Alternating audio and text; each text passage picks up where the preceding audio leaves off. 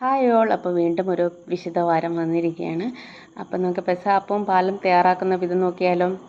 അപ്പോൾ അതിന് വേണ്ടിയിട്ട് 1.5 കപ്പ് പച്ചരി വെള്ളത്തിൽ കുതിർത്തിയിടുക. മിനിമം 4 മണിക്കൂറെങ്കിലും നമ്മളത് കുതിർത്തിയിടുക. ഇനി നമുക്ക് അത് കഴുകി വാരി മിക്സിയിലേക്ക് ഇടാം. ഇനി അതിലേക്ക് 5 ചുമന്നുള്ളി, പിന്നെ 3-4 വെളുത്തുള്ളി, പിന്നെ അതിലേക്ക് 1 ടീസ്പൂൺ ചെറുജീരകം ചേർത്ത് കൊടുക്കാം. ഇപ്പോൾ വെളുത്തുള്ളിയുടെ ചൊവ്വ ഇഷ്ടമല്ലാത്തവർക്ക് അത് 2 കുറച്ച് കൊടുക്കാം കേട്ടോ. ഇനി നമുക്കതിലേക്ക് വെള്ളം ചേർത്ത് അരക്കാൻ വേണ്ടിയിട്ട് പച്ചരി എടുക്കാൻ തേങ്ങ പൊട്ടിച്ച് തേങ്ങാ വെള്ളമാണ് വയ്ക്കാൻ.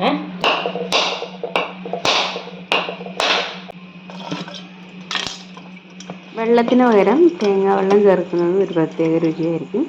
ഇനി നമുക്ക് ഇതിലേക്ക് ഉഴുന്ന് 1.5 കപ്പ് പച്ചരിക്ക് 1/4 കപ്പ് ഉഴുന്ന്. ഓക്കെ, അപ്പോൾ അത് ഒന്ന് ഗോൾഡൻ ബ്രൗൺ ആവുന്നവരെ ഫ്രൈ ചെയ്തിട്ട് ഇതിൻ്റെ കൂടെ ചേർത്ത് അരക്കാം. ഒരുമിച്ച് അരക്കാവുന്നതേ ഉള്ളൂ. അപ്പോൾ ഞാനത് വിട്ടു പോയത് കൊണ്ട് എനിക്ക് ഇത് സെപ്പറേറ്റ് ചെയ്യേണ്ടി വന്നിട്ടുണ്ട്. അപ്പോൾ 1/4 കപ്പ് ഉഴുന്ന് ഒന്ന് ഗോൾഡൻ ബ്രൗൺ ആവുന്നവരെ ഫ്രൈ ചെയ്തെടുത്തിട്ടുണ്ട്. ഇനി ഞാനത് അതിലേക്ക് ചേർക്കാൻ വിട്ടുപോയത് കൊണ്ടും സെപ്പറേറ്റ് ഞാൻ മിക്സിയിലേക്ക് എടുത്ത് അടിച്ചെടുക്കാം കേട്ടോ. അങ്ങനെ ഞാൻ അത് വിട്ടുപോയതുകൊണ്ട് സെപ്പറേറ്റ് മിക്സിയിൽ അത് പൊടിച്ചെടുക്കുവാണ്. എന്നിട്ട് ഈ ഒരു പൊടി നമ്മൾ നേരത്തെ അടിച്ചു വെച്ചിരിക്കുന്ന അരിയുടെ മാവിലേക്ക് ഒഴിച്ചിട്ട് അതൊന്നും കൂടി ഒന്ന് മിക്സ് ചെയ്തെടുക്കുക. ഇനി അതിലേക്ക് ആവശ്യത്തിന് ഉപ്പ് ചേർത്തിട്ട് നല്ലപോലെ അടിച്ചിട്ട് അതൊരു പാത്രത്തിലേക്ക് പകർത്താം. ഇനി 1.25 കപ്പോളം തേങ്ങ ചിരകിയത് 3 പ്രാവശ്യം കറക്കി ഒന്ന് ഒതുക്കി എടുത്തിട്ടുണ്ട്. അത് നമ്മൾ ഈ ഒരു മാവിലേക്ക് ഇട്ടിട്ട് അതൊന്ന് മിക്സ് ചെയ്തെടുക്കുക. അതായത് സെപ്പറേറ്റ് നമ്മൾ തേങ്ങ ചിരകിയത് അടിച്ചെടുത്തിട്ട് ഇതിലേക്ക് ചേർത്ത് കൊടുക്കുക, ഒരുമിച്ച് ചേർക്കാതെ കേട്ടോ.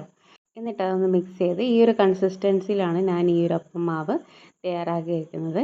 ഇനി നമുക്കതൊരു പാത്രത്തിലേക്ക് പകർത്താം. അപ്പോൾ അതിന് വേണ്ടിയിട്ട് പാത്രത്തിലേക്ക് നമുക്ക് വെളിച്ചെണ്ണ ഒഴിച്ച് അതൊന്ന് ഫുള്ള് പുരട്ടി എടുക്കാം. എന്നിട്ട് അതിലേക്ക് നമ്മുടെ ബാറ്റർ ഒഴിച്ചു കൊടുക്കാം. നമുക്ക് അതിലേക്ക് നമ്മൾ പ്രാർത്ഥനയോടുകൂടെ തന്നെ ഇത് പെസഹപ്പമല്ലേ, അതുകൊണ്ട് കുരുത്തോല കുരിശിൻ്റെ രൂപത്തിൽ കട്ട് ചെയ്തെടുത്തിട്ട് നമുക്ക് കുരിശായിട്ട് ഇങ്ങനെ വെച്ചിട്ട് ഒരു പ്രാർത്ഥനയോടെ വേണം നമ്മൾ പെസഹപ്പം എടുത്ത് വെക്കാനായിട്ട്. അപ്പോൾ ഇതുപോലെ കുരിശിൻ്റെ ഷേപ്പിൽ നമ്മൾ കുരുത്തോല വെക്കാം. വേണമെങ്കിൽ നമുക്കൊരു ഈർക്കിൽ വെച്ചിട്ട് ഇതൊന്ന് ചേർത്ത് വെക്കാം കേട്ടോ. ഞാൻ അങ്ങനെ ചെയ്യുന്നില്ല. എന്നിട്ട് ഇത് ആവി കയറ്റാൻ വേണ്ടിയിട്ട് വെക്കാം. ഒരു 20-25 മിനിറ്റ്സ്. ഇപ്പോൾ സംശയം ഉണ്ടെങ്കിൽ നിങ്ങൾക്ക് ഇടയ്ക്ക് വേണമെങ്കിൽ ഒന്ന് കോല് കുത്തി നോക്കിയാലും മതി. അപ്പോൾ എൻ്റെ ഒരു ഇഡ്ഡലി പാത്രത്തിൽ എന്ന് പറഞ്ഞാൽ തട്ടിങ്ങനെ കോർത്ത് വെക്കുന്ന ടൈപ്പാണ്. അപ്പോൾ അതുകൊണ്ട് ഒരച്ച് വെച്ചിട്ട് ഒരു മൂടിയൊക്കെ വെച്ചിട്ടാണ് ചെയ്യുന്നത്. ഇനി നമുക്ക് പാൽ റെഡിയാക്കാനുള്ള വിധം നോക്കാം. അതിന് വേണ്ടി 1/2 കിലോളം ശർക്കര ഞാൻ ഉരുക്കാൻ വേണ്ടി വെച്ചിട്ടുണ്ട്. ഇനി നമുക്ക് ഉരുക്കിയ ശർക്കര നമുക്കൊന്ന് അരിച്ചെടുക്കാം. അപ്പോൾ അരിച്ച് ഞാൻ പാത്രത്തിലേക്ക് പകർത്തുന്നുണ്ട്. ഇനി അതൊന്നും കൂടി നമുക്ക് ചട്ടിയിലേക്ക് വെച്ചിട്ട് അതൊന്ന് ചൂടാക്കാൻ തുടങ്ങാം. തീ ഓൺ ചെയ്യാം. ഇനി അതിലേക്ക് 3-ാം പാൽ ചേർത്ത് കൊടുക്കാം. അതൊന്ന് ഇളക്കി കൊടുക്കാം. ഇനി അതിലേക്ക് നമുക്ക് കുറച്ച് പൊടികൾ ചേർക്കാനുണ്ട്.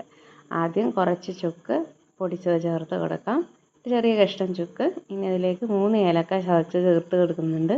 ഞാനത് ഈ ഏലക്കയുടെ തുളി ചേർക്കാറില്ല കേട്ടോ. ഇനി നമ്മൾക്ക് ജീരകം പൊടിച്ചതൊന്ന് ചേർത്ത് കൊടുക്കാം. ഇനി 2 ടേബിൾ സ്പൂണോളം അപ്പപ്പൊടി അതിലേക്ക് വെള്ളം ചേർത്തിട്ട് അതൊന്ന് മിക്സ് ചെയ്തെടുക്കണം. ഞാനിതിലേക്ക് തേങ്ങാപ്പാലാണ് വെച്ചത്. അതൊന്ന് കുഴച്ചെടുത്തിട്ട് ഇനി അത് നമുക്ക് ഈ ശർക്കര ഉരുക്കുന്നതിലേക്ക് ഒഴിച്ചു കൊടുക്കാം. ഇത് നമ്മൾ ചെയ്യുന്നത് കുറുകി വരാൻ വേണ്ടിയിട്ടാണ്.